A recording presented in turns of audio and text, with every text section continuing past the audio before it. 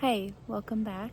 For those of you who have not been here, my name is Mackenzie, and I used to create on this channel all the time, but it was a completely different thing. Last time I was creating on this channel, I was a real estate agent working way too much, super in my masculine, working myself to the bone, working out way too hard. I was just in a completely different headspace, completely different phase of my life, completely different energetics than I am now. And I chose to record today's video out in the garden. I actually need to take my shoes off because I want to be more grounded for this video. Oh, here comes my cat. Today I wanted to talk about my birth story with my son, who I won't ever share on this channel. I won't share my son on this channel. I will never share my son online like that. And that I will explain more in that's a whole nother video of why I don't really post my son online like that.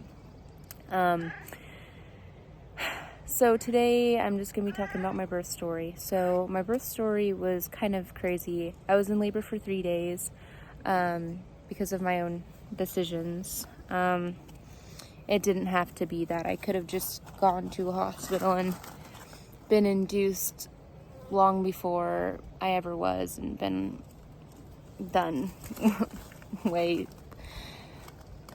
quicker. But that was not the case for me. So I really wanted to have an unmedicated birth. I wanted to do it all natural. I wanted no intervention. I wanted completely hands off.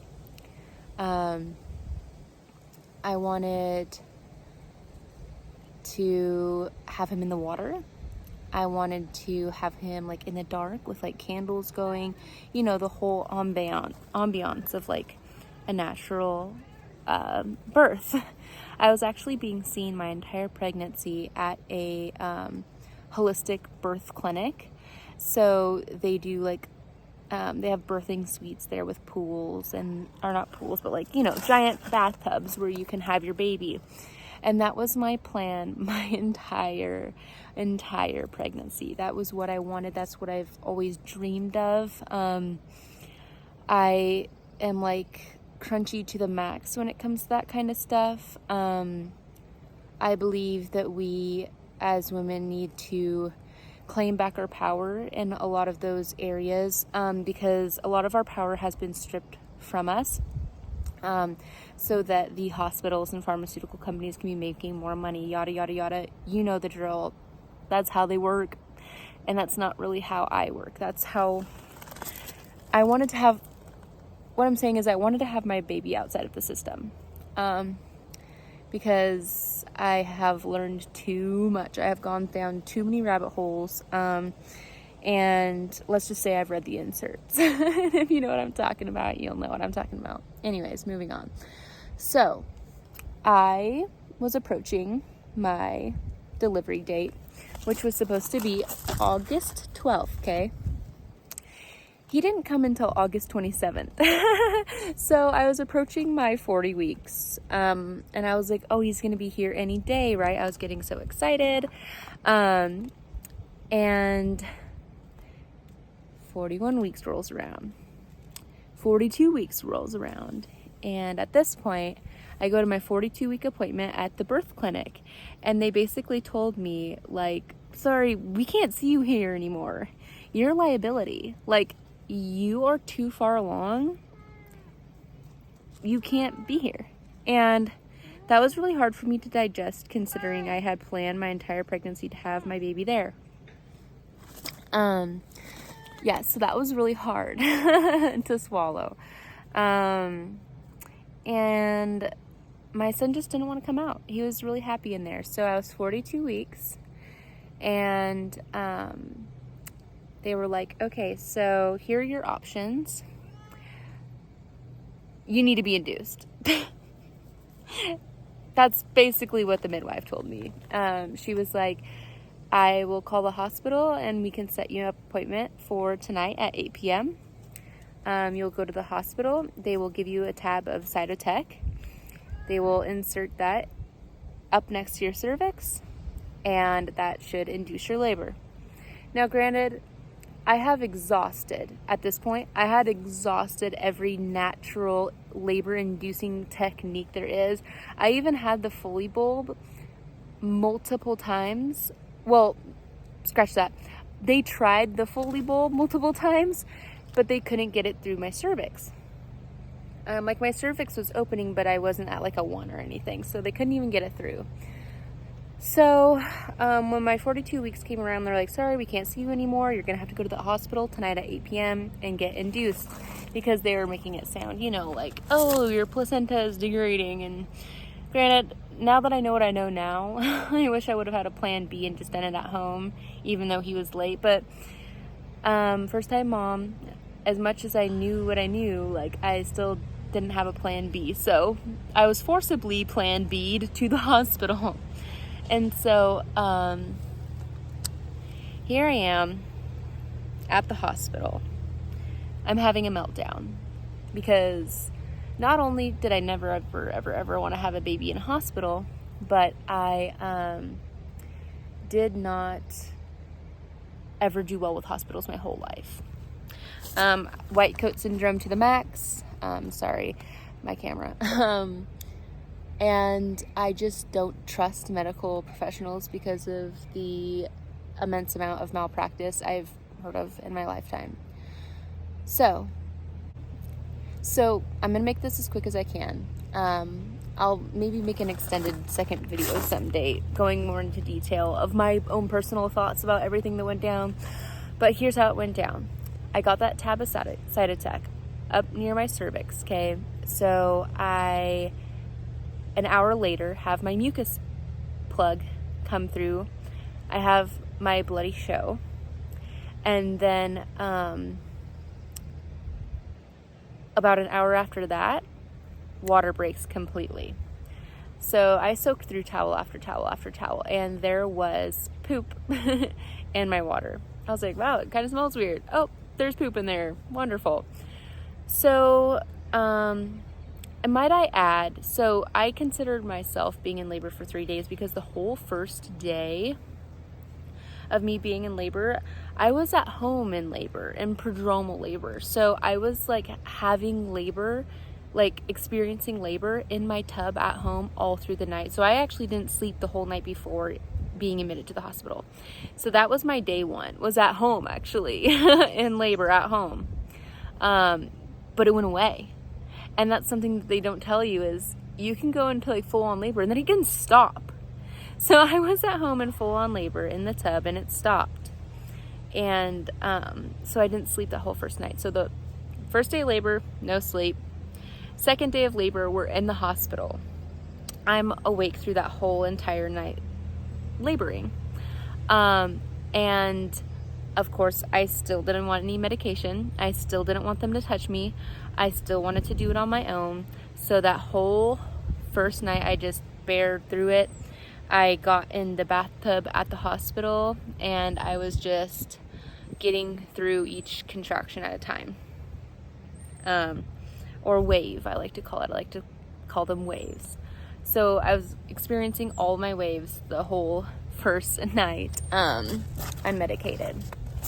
And so at the very, very end of that first night in the hospital, they finally convinced me to take a gas mask to calm me down because they wanted me to sleep. They wanted me to take some sort of nap and relax, which looking back, I needed it because I didn't sleep that whole night before. So long story short, I labored through that whole night just with that gas mask. And I think it's hard for me to remember, but I think I only progressed like 2 centimeters. So like that much. Not enough to get a baby through. So, but by the next morning, so this is the third day I'm in labor, second day I'm in the hospital, the next morning rolls around, I'm still laboring, and it's getting to the point where they're like, this is getting dangerous. It's been 24 hours now since, or it's approaching 24 hours now since like your water has broke, like you need to get this baby out now. And so they're like, here are your options. You can keep going how you're going and you're not going to have the energy to push when the time comes, or we can give you the epidural. You might be able to relax, take a nap, and your baby will be here soon. So I had another meltdown because one, I do not do well with needles, and two, the epidural is the last thing that I wanted for me and my baby. So that was really, really difficult for me. There was just a whole lot of resistance, I think, with myself and the practices that I was experiencing versus the practices I wanted. So long story short, the third day of me being in labor, it's the morning time now, and I get the epidural. I was literally trembling like this bad. Like, I'm not even like over exaggerating. I couldn't even like sit still for them to give it to me. Like, I had to be like held still. So I get the epidural, I lay back down in the bed, and I'm like, wow, like I felt a lot of pressure, but the edge was gone, and I passed out. Because by that time I was on my third day no sleep. So I passed out right after getting the epidural, fell asleep for about an hour, woke up, they checked me, I was at a 10, and my son literally like flew out. I think I only pushed for like 20 or 30 minutes and he flew out. So that was the birth story. That is what happened. I will go in more in depth on a whole nother video on the energetics of why I think my son didn't want to come out, and the reasoning why I was having such a hard time with my birth and my labor and delivery, because I haven't shared this with many people other than like my family and my closest friends, but I had a very, very traumatic preconception, conception, pregnancy, and so just because of things that were happening in my life. And I will probably talk about that more in a whole nother, like that would be a whole different video. So I guess my message to you, if you're pregnant with your first, or someone who's planning on having a kid, is my biggest piece of advice that I could give to you is to just let go of expectations. You have to fully surrender. And as someone who can speak to living heavily in my masculine, like my entire life, living in survival, living in my masculine, like that was the hardest lesson for me. And like, I've thought I've surrendered a lot in my life. Like, I was like, I've been teaching yoga and meditation for 6 years. Like, I know how to surrender, but clearly I didn't. But that only speaks to that so much because I, like I said, experienced enough trauma for like 4 lifetimes in like a few months before having my son. So like, that was really intense. And like I said, that's a whole nother video. The reason why I don't put my son online is a whole video.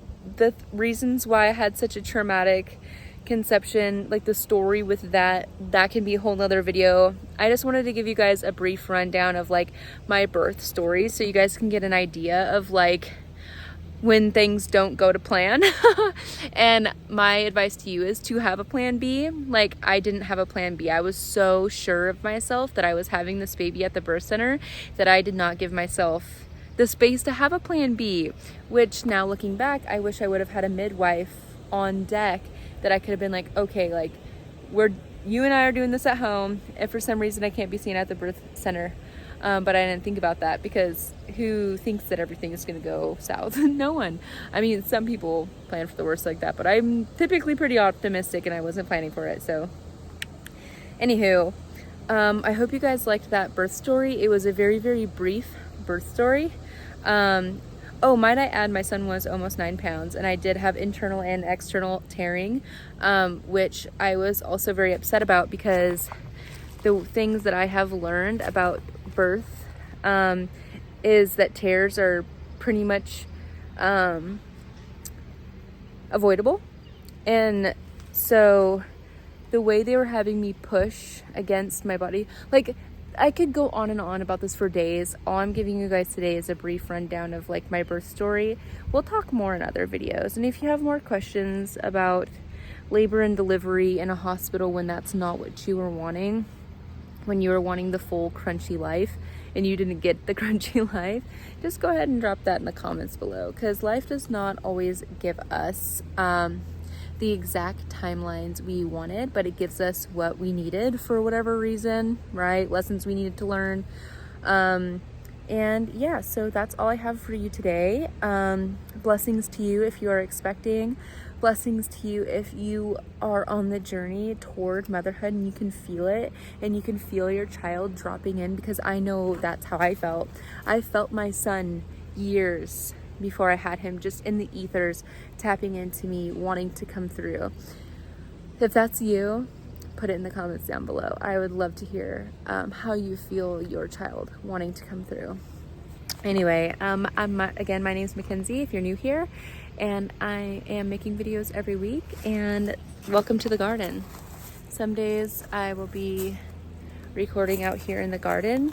Ooh, and there's tons of strawberries. I need to harvest those when I come home from the river.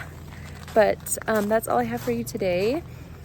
Most of my videos will be recorded in my living room, but some will be out here in the garden. Anywho, I hope you guys have a blessed day, and I love you so much. And again, even if no one ever watches my channel, it's good for me to talk these things through, because I am still, even though I'm 9 months postpartum, still processing my birth. Like, there are parts that I have forgotten that still come up. So anyways, toodles.